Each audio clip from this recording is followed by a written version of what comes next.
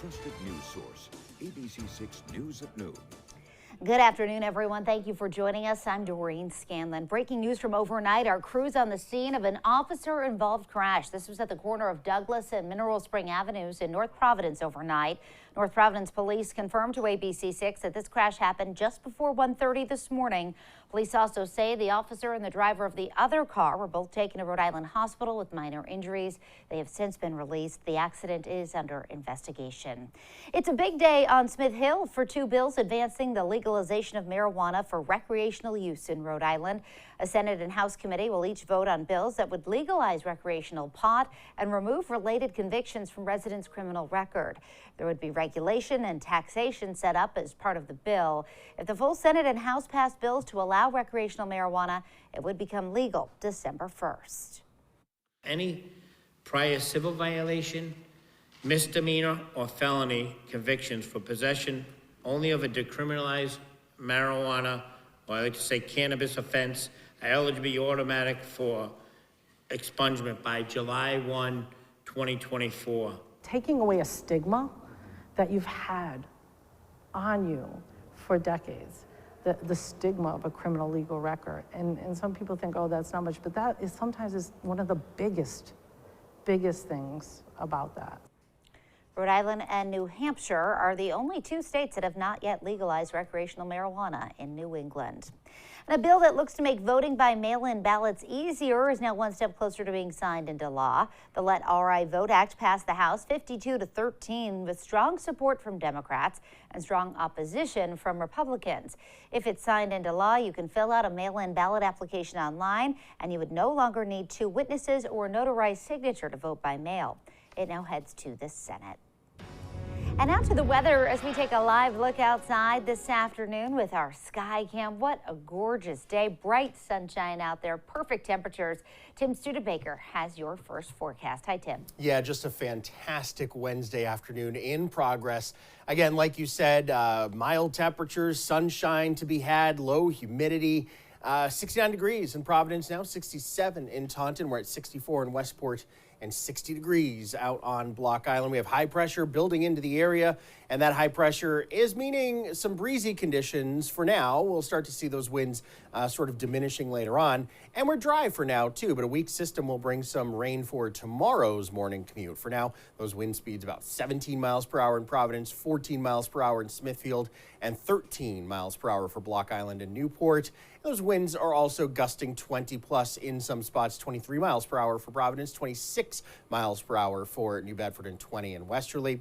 As we go through the rest of the afternoon, plenty of sunshine. Winds should start to diminish later this afternoon, and temps reaching the low 70s for the next several hours. It's mainly away from the coast. The rest of your Storm Tracker 7-day forecast is straight ahead. Doreen? All right, Tim, thank you. And new at noon today, Vice President Kamala Harris is in New England today, addressing the graduates at the U.S. Coast Guard Academy in New London, Connecticut.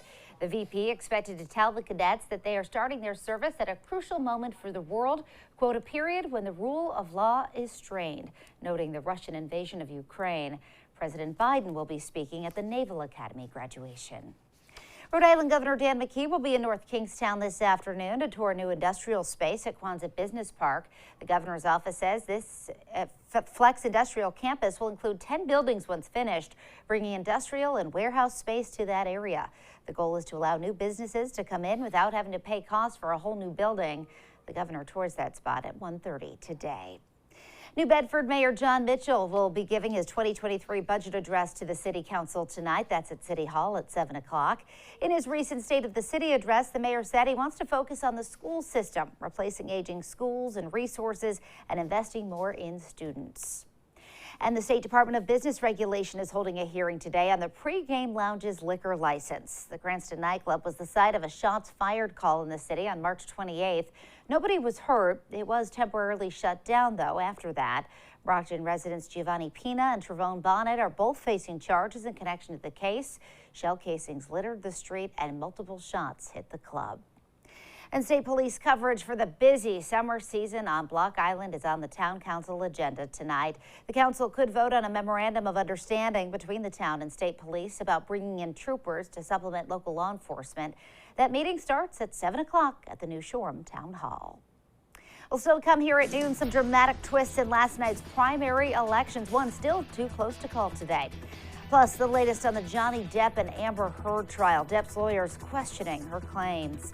And later, not one, but two home run balls caught at Fenway in the same inning.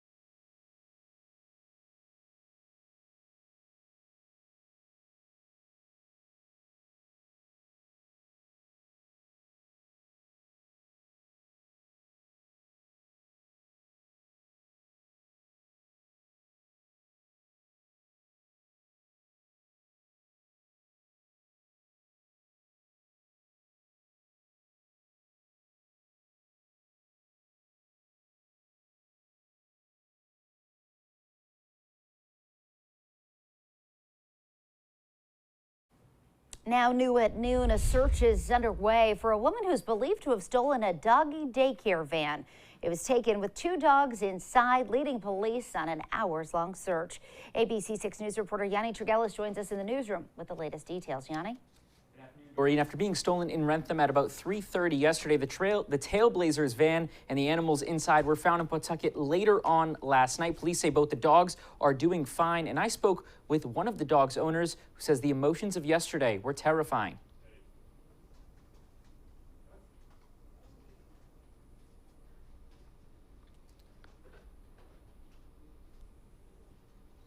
Do we have Yanni's story?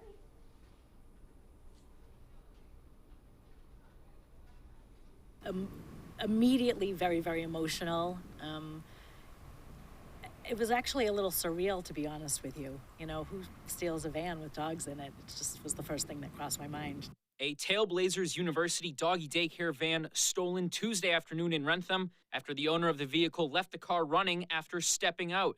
That's when Wrentham police say a woman allegedly stole the van with two dogs inside, Tessie and Frida. And after an hours-long search, the van was located in Pawtucket at about 9 p.m. with the two pups still inside. The families later reunited with their furry friends. I'm so happy you're home. Hi. Oh, my girl. I'm so happy you're here. So happy to see you. Just seeing her little face and having her jump out of the car.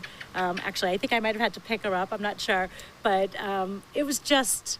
Oh, it was just fantastic. I was thrilled. My daughters were thrilled. Although the van and dogs inside were located, the driver was not and still remains at large. Time of opportunity, quite honestly. I don't think this person was interested in a van with dogs. I don't think it was a dog napping. Wrentham police agree, saying they believe the woman who allegedly stole the van was a Rhode Island resident who was stranded in town following a court date. Definitely have a female person of interest. We're not going to release her name right now until we have a chance to track her down, speak with her, do a little more investigation. In the few hours that police and the public searched for the van, posts were shared across all social media platforms, and a resident in Pawtucket who had seen one of the posts was the one to see the van and alert police.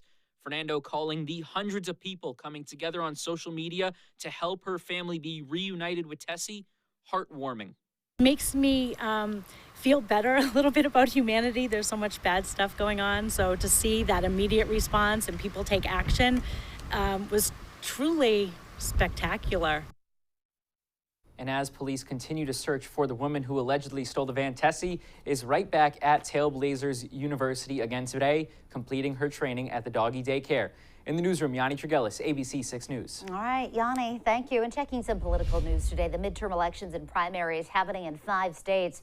Voters heading to the polls yesterday with several races, testing former President Trump's continued influence on the Republican Party. ABC's Aika Jachi has more.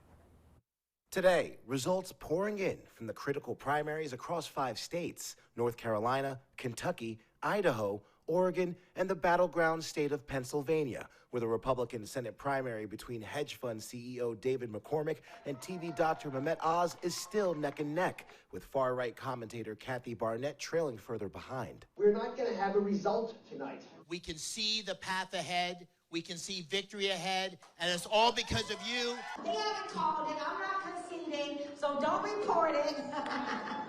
As for the Pennsylvania Democratic Senate race, Lieutenant Governor John Fetterman winning the race just days after suffering a stroke, undergoing surgery on Election Day. His wife speaking on his behalf. Now, you may have noticed I am not John Fetterman. In North Carolina, a shocking defeat for Republican incumbent 26-year-old Madison Cawthorn, losing the race to State Senator Chuck Edwards. It has been a spirited contest. Cawthorn has been a subject of scrutiny recently after a series of scandals, including taking a gun through airport security. Cawthorn tweeting his congratulations to Edwards overnight. Trump's endorsement not enough to push Cawthorn to victory, but apparently giving a boost to Doug Mastriano, his pick for Pennsylvania governor, who attended the January 6th rally and has led efforts to overturn the 2020 election. He'll face Pennsylvania Attorney General Josh Shapiro, a Democrat who fought those efforts. Trump-backed Congressman Ted Budd scored a win in North Carolina's Senate primary. He'll face the state's former Chief Justice Sherry Beasley. Now, Democrats can only lose 3 seats in the House in order to keep the majority. But a new congressional map handed down in New York actually has Democrats pitted against each other. It could be enough to lose the majority in the Empire State alone. Aika Jachi, ABC News, Washington. Well, still to come, a sand collapse kills a teen and injures his sister. How this happened? And the baby formula shortage gets more dire as a hospital reports sick babies from a lack of the proper formula.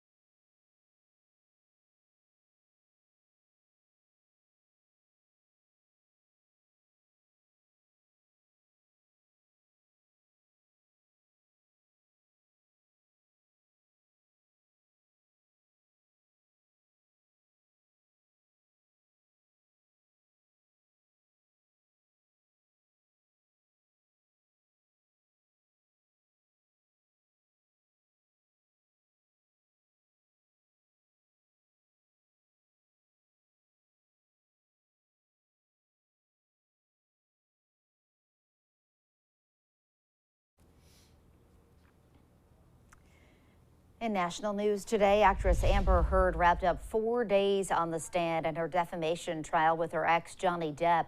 The 36-year-old actress cross-examined by Depp's teams, his lawyers questioning her claims that Depp sexually assaulted her and physically injured her, even in questioning if she doctored a photo. Didn't you just enhance the saturation for one of these photos to make your face look more red? No, that's incorrect. I didn't touch it. Surveillance video also played in court showing actor James Franco visiting Heard the night before she filed for divorce. Heard previously testified that Depp was jealous and had accused her of having an affair with Franco. She says that jealousy combined with drugs and alcohol turned Depp into a violent man. She wrote a Washington Post op-ed calling herself a public figure representing domestic abuse.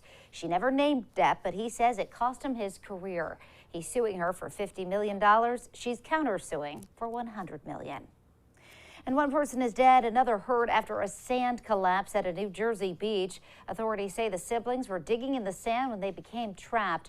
Emergency crews worked to free them. They were able to rescue a 17-year-old girl. Her 18-year-old brother died at the scene. Police say the two were visiting from out of town with family. And the baby formula shortage now causing hospitalizations. In Memphis, Tennessee, 2 children, a preschooler and a toddler, had to be admitted because the specialized formula they rely on isn't available now, requiring vital feeding through an IV. When the supply of their usual formula ran out, their bodies did not adapt well to the new formula type. Meantime, down in Charlotte, North Carolina, StarMed gave out free baby formula to families having trouble finding cans on store shelves. StarMed says it got the formula from its medical suppliers. Even more giveaways are expected. And now, your ABC6 Storm Tracker weather with meteorologist Tim Studebaker. Well, last evening, we marked another important milestone in the sunrise and sunset times. It was the first 8 p.m. sunset of the year. Tonight's is at 8:01. Latest sunset of the year will be 8:24 p.m. That starts on June 21st, and it remains 8:24 through July 3rd. And every sunset from now until August 4th will be at or later than 8 p.m. So the longest days of the year kind of upon us for the next couple of months here. We are sunny, we are dry, and we are quite pleasant out there this Wednesday afternoon. A little breezy, and that does raise the risk of brush fires. When you have dry conditions, low humidity, sunshine, and a bit of a breeze, the brush fire risk does go up. So any accidental fires could spread very quickly today. It's something you want to keep in mind for safety reasons. But otherwise, not too many other concerns for us. Temperatures on the warm side already, and will warm up even more from here. Lots of 60s across southern New England now. 68 at TF Green, 67 in Taunton, 66 this hour in Westport, and 60 degrees out on Block Island. There's the wind that we've been dealing with. It's not quite as windy as yesterday, but still a little bit on the breezy side. Winds around 15 or so miles per hour for many spots at this point, 14 miles per hour in Smithfield. We're gusting to 20 plus, 23 mile per hour wind gusts in Providence, 23 for Wakefield, 21 miles per hour in Smithfield, and 26 miles per hour for New Bedford. So noticeably breezy. That's what plays in to that brush fire risk. That brush fire season, though, really kind of mostly comes to an end when humidity goes up as well as during green up. And green up is already happening, so we should start to see that brush fire risk decreasing for the most part, especially if we're able to get some more humid air in here, which is not the case today. But humidity does come back over the weekend. High pressure in place, and that means dry conditions for us today, a little on the breezy side for now. We should start to see those winds decrease as we head into much of the afternoon and into the evening. Plenty of sunshine with that high pressure in place, but there is a weak storm system off to our west, and that will approach our area heading into tomorrow. So increasing clouds overnight tonight. I think we're dealing with some rain for the morning commute on your Thursday. The good news is by midday, we should start to push that rain out of the area. The evening commute looks significantly drier than the morning commute, and then we'll clear out the skies heading into Friday. It also starts to turn a little warmer on Friday. So sunny skies for today, temperatures into the 70s away from the coast, especially dry and on the breezy side. Northwest winds 5 to 15 later on. I think we'll start to see those winds really kind of decreasing this afternoon and evening. Increasing clouds for tonight, temps down toward the low 50s, and we're cool and dry overnight. On your Storm Tracker 7-day forecast, again, that weak system approaches for tomorrow's morning commute. So some showers tomorrow morning. I think we're pretty much rain-free by the second half of the day. We will hold on to a good amount of cloud cover, though. Temperatures not as warm, only in the 60s. We'll start to turn warmer on Friday with a mix of sun and clouds, highs in the 70s. And then we're warm and muggy over the weekend, both days away from the coast, well into the 80s, humidity making a return. A cold front late Sunday touches off a shower and maybe thunderstorm chance. And then after that cold front, we're pleasant and dry with sunshine and lower temperatures into the upper 60s and low 70s from Monday into Tuesday. Doreen. All right, Tim, thank you. Well, the Providence and Newport Ferry will be back next month, kicking off the season starting June 17th. Operating on C Street, the Ocean State will run through Columbus Day. Most days through the summer, it'll run 4 trips per day. Coming up, one way to honor Ruby the rescue dog's life with a special screening tonight of her Netflix movie. That's next.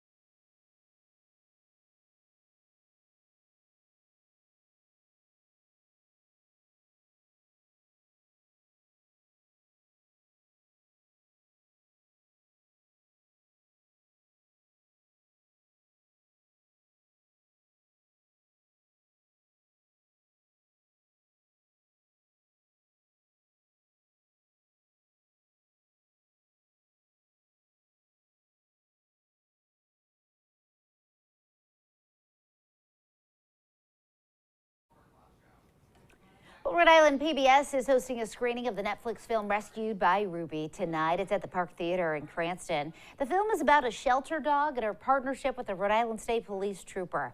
Back in 2017, Ruby rescued a teenager who was the son of a shelter volunteer who took care of Ruby as a puppy and fought to keep her from being put down. Sadly, Ruby was put down this past weekend after being diagnosed with cancer.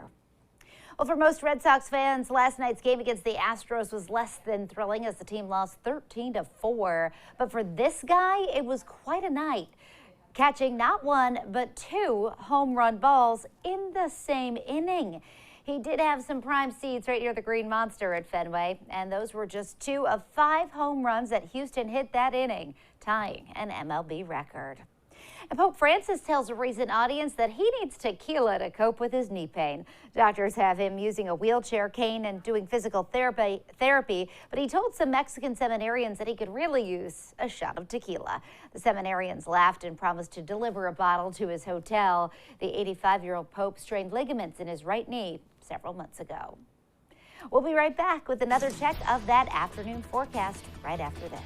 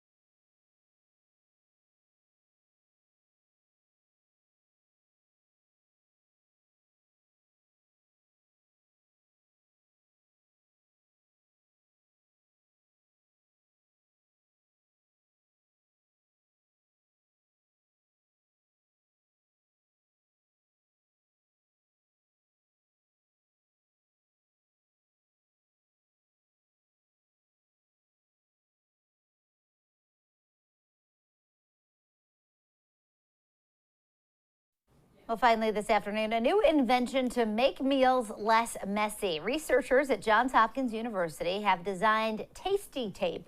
It's an adhesive that makes sure all the items inside wraps, such as burritos, stay locked inside instead of falling all over your plate. It's made from food-grade fibrous scaffold and an edible adhesive. It is safe to eat. They are waiting on a patent, so we don't really know the exact formula just yet. They made it blue to demonstrate it, but it's actually clear. Interesting. Yeah, I kind of like the idea. I'm not so sure it'd even work for me. Yeah. I am just going to still drop some food. Eater. I bring like 3 work shirts with me because there is a very good chance I'm going to end up with food on my shirt and have to wear a different one later on in another newscast. Well, maybe you should give it a shot then, Tim. I'll just give it a try, and no promises that it's going to work for me. Save the shirts. For sure. We're looking pretty nice out there for this afternoon. A lot of sunshine, temps in the low 70s, especially away from the coast. We are a little on the breezy side. That should let up later today. Watch for some showers for your Thursday morning commute. All right, Tim, thank you. And thank you for joining us for ABC6 News at noon. The news continues first at 4. Have a great day, everybody.